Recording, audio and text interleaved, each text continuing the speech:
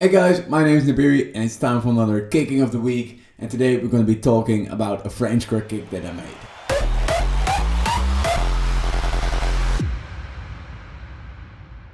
So the kick that we're going to be talking about is this one. Now I got asked to make a Frenchcore type of kick, and well, this is just my favorite type of Frenchcore kick. It's just a kick with an overdriven 909-ish punch and just a crunchy tail behind there. And I'm sure that you could even pitch this with a melody, but I didn't focus on that. So as I said, as my favorite type of Frenchcore kicks are the kicks with the more clean, distorted 909 or normal club kick punch. I wanted to start out with doing that first, and I used kick 2 for that, and I just shaped it a little bit. And of course, at first I was just shaping the sub that we're having over here. So I'm making this only a punch by cutting off this tiny ending over here instead of this cutting it off a little bit. And yeah, I'm just shaping this and seeing how I can create a sound that I like by using the distortion in here as well. And the sound that comes out of kick 2 sounds like this. So it's nice, short and stompy, and yeah, I just liked it. After that, I added this click layer in here, and I just pitch it up, and as you're gonna hear, it's just gonna help give a little bit more body to the click in our club kick punch over here. And yeah, it just sounds like this.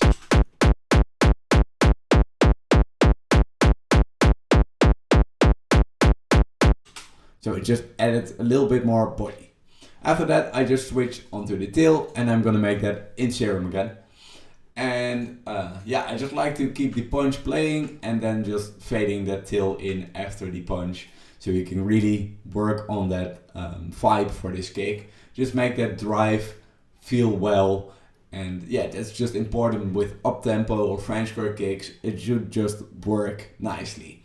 And yeah, the layer that I created in Serum sounds like this.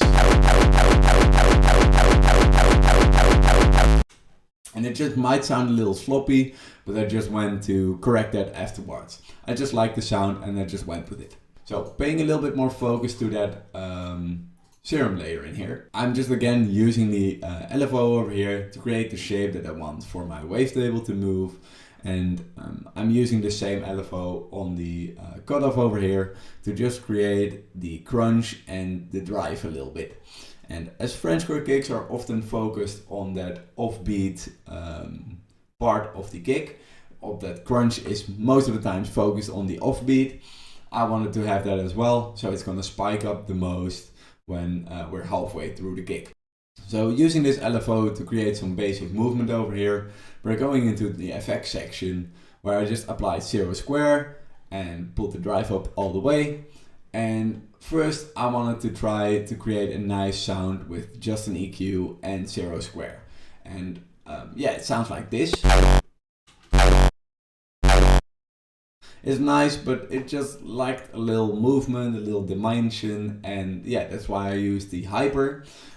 So we can put the retrig on here, so it's gonna be working on our sample, so it's gonna sound the same all the time.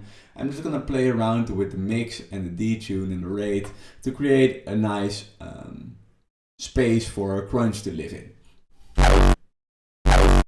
And the difference that hyper dimension is making is really vital for this kick. If we don't have it, it's gonna sound like this.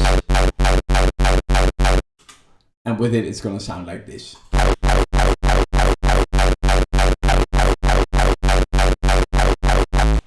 So it's making it a lot more lively.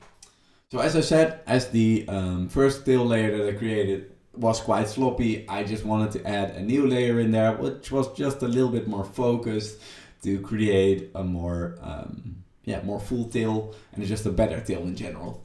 And that tail sounds like this. So it's a little bit of a lower crunch.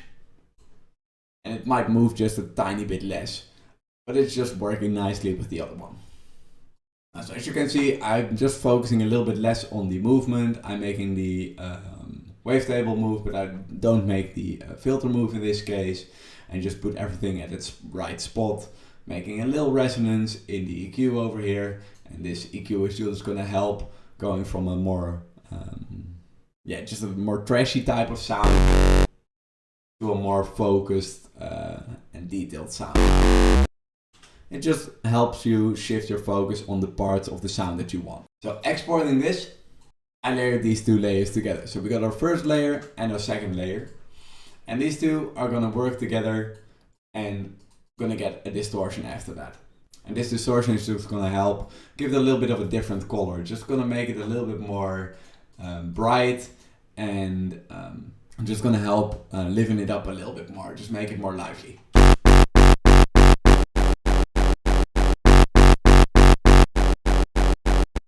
So apart from just being louder, I'm just gonna try to balance that out a little bit.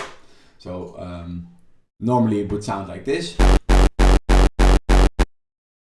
And the tantrum is just helping getting it a little bit more of an edgy feeling.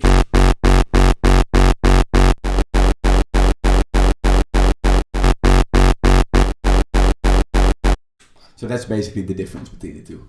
So after exporting this still layer, I went to get myself a nice warm layer, made that in Serum.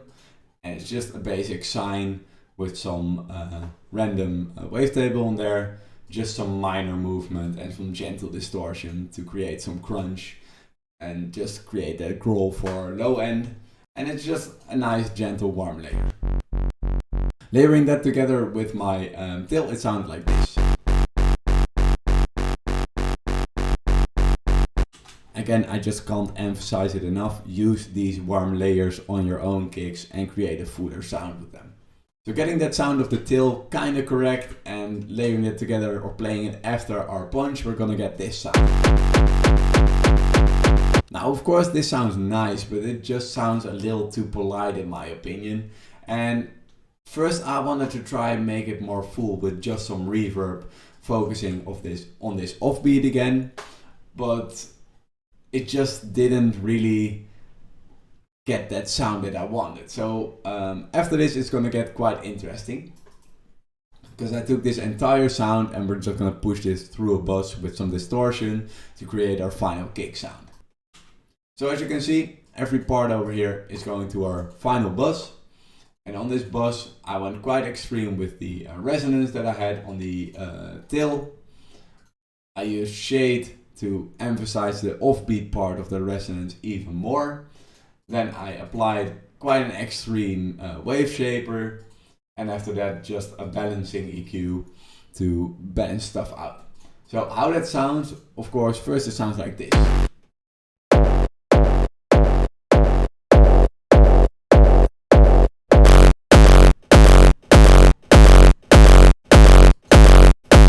And really by putting that reverb through our distortion as well, it's gonna help make that crunch a lot more. So if you need some more crunch and just a little different type of crunch, just try to put your reverb from your punch through your distortion, because well, when I take that reverb away, it's just gonna sound so empty.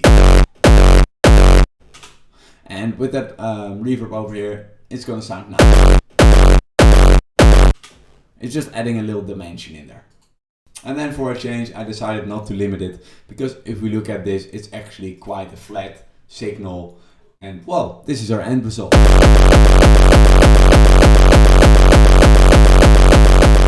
Now I hope you liked this tutorial and you learned something from this. And hopefully I'll see you back soon again. Cheers!